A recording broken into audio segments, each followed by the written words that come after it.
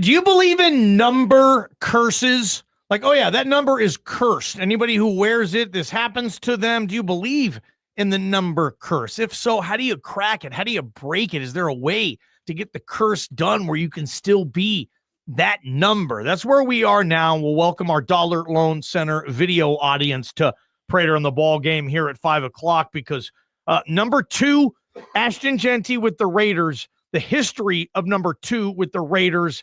And wow, how much history do you pay attention to and apply towards what Ashton Jeanty wants to do? Ashton Jeanty is not the first high-priced bonus baby to go to that franchise and wear number 2. Yeah, no doubt. And this really has nothing to do with Ashton Jeanty. He's a special player, and he's going to do what he has to do no matter what in terms of what jersey he wears. So this is not – I was joking earlier when I said that Ashton Jeanty's career is doomed. Don't write in and say, Prater, you're a hater. Ashton Jeanty has no chance to have a good NFL career just because he wore a jersey number. It became official over the weekend, and I got to thinking, what kind of history does the number 2 have with the Raiders? I expected this exercise to last a couple of hours. Ball game. When did the Raiders start? In the 50s, 60s? They were original an AFL franchise, so I'm going to say they started in 60 or 61. Okay. In the history of the Raiders, what is that? 65 years or whatever that number is. In roughly 65 years of Raiders football, they've had 7 players wear the number 2. Ashton's 8. He'll be number 8. He's number 8. Only 7 in the history of that entire franchises. 4 of them are quarterbacks, 2 of them are kickers, and 1 of them is a punter. 4 crappy quarterbacks and two or three special teamers that are nondescript. Ball game. We're going to dive deep into this history.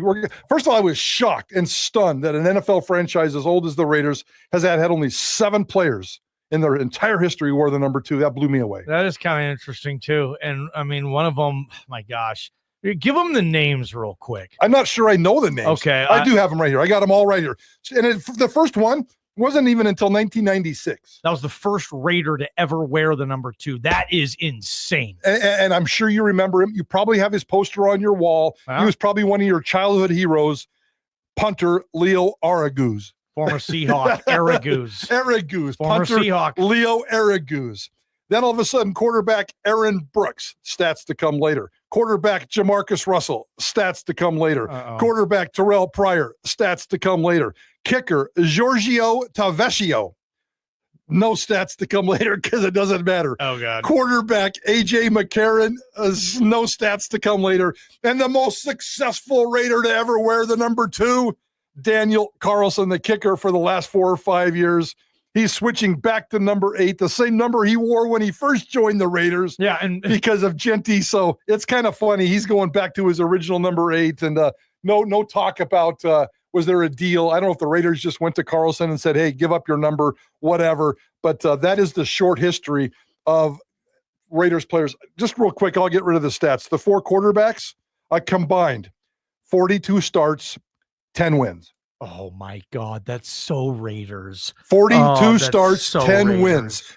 Check this out. Of those 4 quarterbacks, Brooks, Russell, Pryor, and McCarron, 42 starts, 13 touchdowns, 30 interceptions. Oh, my gosh. It's like the worst collection of quarterbacks you'll ever hear in your entire life. I would be hard-pressed. If anybody can find any other team that has a number on its franchise's history and that has had lousy quarterbacks and that number, you let us know because the Raiders, they own that. Hey, if we give you number 2, I mean, yeah, Aaron Brooks' career died with number 2. A.J. McCarron is in the UFL right now. I think he's a St. Louis Battle Hawk. 0 starts with the Raiders. He completed his entire Raiders career. He was 1 of 3 passes. He threw 3 passes. Terrell Pryor was an Al Davis ridiculous experiment, had a couple of things here and there, but obviously didn't work. And let's be honest, I mean, the most disappointing, the biggest bust in the history of the league was number 2 for the Raiders, Jamarcus Russell. Yep. I mean, he's number 1. He hardly played. He was a massive miss. If you factor in the money he made, that was before the salary scale. He walked into the league as like the second highest paid player ever. And he just completely stunk. I mean, 25 starts, 7 wins. Now, Joe, I'm surprised he won 7. Holy 25 starts, 3 touchdown passes. Think about that. Jamarcus Russell threw 3 teeters in 25 starts. Yeah, it's just, I mean, that the biggest. I mean, Johnny Manziel is laughing at that stat line. Ryan Leaf is like, no, he's a bigger bust than me. You know, at least Ryan Leaf can say he won his first 2 starts. He was 2-0 at one point. 208-424-9300. We called the Taco Bell hotline. Do you believe in number curses? Like, legit. Are you superstitious about that? And if by any chance Ashton would listen to you, would you take his advice? Yeah. Or would you give him advice and say, dude, deuce? And no one's going to remember that college nickname anyway. Prater's college nickname was like Potato Head. Yeah, and then there's no doubt about it. And by the way, Jeanty looks great in that uniform. When the Raiders announced that over the weekend with that graphic and that uniform that's out there that you're going to be wearing here shortly as it shows up in the mail, it looks fantastic. It looks great. It looks really, really cool. A couple of quick things, though. As bad as those quarterbacks are, as bad as this list of names is, and as bad as it is to wear the number 2 for the Raiders ball game, I dug deep into the archives. Two of these players continue and still hold NFL records. They're NFL record holders. And at the end of his career, if Ashton Jeanty could say, I'm an NFL record holder, he can too join this club. Okay. All right, let me take you back to Leo Araguz. Araguz. He still holds the NFL record set on October 11th, 1998. In a game against the San Diego Chargers, the Raiders won that game 7-6, and Araguz set an NFL record that still stands today. Most punts in one game. He had 16. 16 punts in one game. Is the record? Yes. That's so many. And of course the Raiders hold that.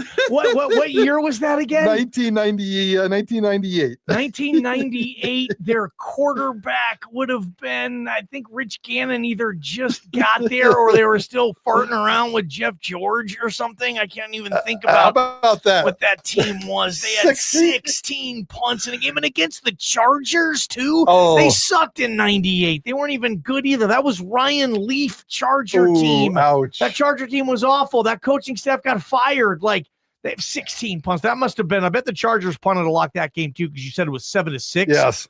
Okay. You said there's 2 of the players that have worn number 2 for the Raiders that own legit NFL records. First one, Leo Araguz, their former punter, most punts in a game, and I think I know the other one. The other one's pretty significant moment in the NFL. Can I guess? Yeah. Terrell Pryor, longest run by a quarterback in NFL history? Longest TD run. Longest specifically. It might be the longest run too, but the record book listed as a TD run. He holds the Raiders' all-time record and the NFL record for longest TD run by a quarterback, 93 yards against my beloved Pittsburgh Steelers in 2013. He still holds that record. So we all knew that Terrell Pryor was a great running back, a great athlete. Yes. And if he's going to have one shining moment in the NFL, it's going to be going off on a big run like that. 93-yard touchdown run. Had him on a read option, probably about all they felt comfortable with him running. He had a sizable hole. The end completely went for the back, and you know, Terrell Pryor's speed. If he has anybody behind him, they're not catching him. By the way, he had 9 starts with the Raiders. He was 3-6, 7 touchdowns, 11 interceptions. Aaron Brooks. Yeah, what was he? He had 8 starts with the Raiders. 0 for 8, 3 touchdowns, 8 interceptions. McCarron, no starts. So again, 42 starts. 10 wins, 13 touchdowns, that's the 13 interceptions. Worst number 2 in any team's history, man. But Jeanty, all kidding aside on my end, he's going to make, in my opinion, he could make the number 2 like special in Raider land forever, like a Marcus Allen or a Jim Plunkett, all those other guys. Like, I think he's going to be the all-time number 2 wearer there after year 1. And if he stays healthy, man, number 2, who knows, Prater? He might be the last Raider that ever wears it. Let me take you that far deep into this conversation. The Hall of Fame. If Ashton Jeanty does what we all want him to do in Los Angeles or in Vegas with the Raiders, is get to a Hall of Fame, build a professional pro football Hall of Fame career. There are 4 Hall of Famers in the Pro Football Hall of Fame who wore the number 2 during their careers, Ballgame. I don't want to ask. You're an NFL savant. You're an NFL historian. I've busted you once in 5 years with an NFL trivia question. You will not get these right, so I'm just going to name them. Here are the 4 NFL players. Well, Can you come up with? Yeah. Whoa, dude! Can you come up with one? Let me take a shot at this here a little bit. Jan Stenerud. Not. No. Negative. Damn it! There's a kicker. Not Ray Guy. He was number 8. Negative. I don't know these positions, by the way, because I've never heard the 4 names. Okay, hop along Cassidy. Yeah, not happening there either. Okay, how about Hugh McElhaney? Not happening. Not happening. Joe Perry. Never. Nope. Negative. Frank Gifford. Not. Again, I've never heard these 4 names. You're right. You would have heard those guys. 1964, Link Lyman. He's in the Hall of Fame. 1965, Patty Driscoll. Damn it. 1966, Walt Kiesling. Never heard of him. And in 1968, Charlie Trippy. Barely all four of them in the 1960s, between 64 and 68. Those are the players they played. Those are the 4 players that are in the Hall of Fame. I don't know what teams they played for. I don't know what numbers. I don't know what positions they were. The Canton Bulldogs. No, I'm kidding. Maybe. No, in the 60s, they were still there. I mean, the last number 2 to go into the Hall of Fame and play in the NFL played 57 years ago. Ashton Jeanty, what's next? Wow. Jeanty. And there's some other good number 2s probably in the league as we sit right now because of the new number wave of just allowing it like college. Yeah. But damn, man, that's a number that has like hardly any representation in Canton. Jeanty could be the most famous number 2 in the history of the league, man. By far, not even close.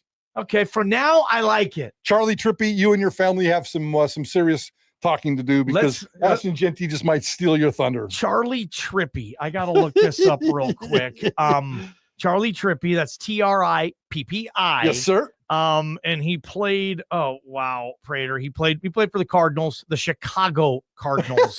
I'm not joking. Yeah, he was a Chicago Cardinal. The last number 2 in the Hall of Fame. He went to Georgia. I guarantee you Bob's in his car right now saying, I met him. I met him. He used to do radio, but Charlie, I introduced him at a banquet once. He actually just died, sadly, in 2022, Charlie Trippy. But maybe we can track down a relative and bring him on the show. What the heck? They'd probably come on. By the way, Charlie Trippy was the first overall pick in the 1945 NFL draft by the Chicago Cardinals. Number 1 of 1. Good for him. Nicely Had done. A heck of a career. He was done. He was a halfback, a quarterback, and a defensive back. That's the last great number 1. Number 2, I mean. That's great number 2.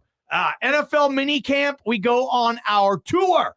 These are undrafted rookie free agents from Boise State trying to make a camp in July. Guys, by March, the place, the Country Bash is the deal. Scotty McCrary, he's the star. Ford Idaho Center Amphitheater, the location, June 12th, 6 p.m. It's the Bimart Country Bash. You can get tickets. They're only $30, guys, at all Bimart locations in the Treasure Valley. Bimart Country Bash. Prater on the Ballgame, KTIK, the ticket.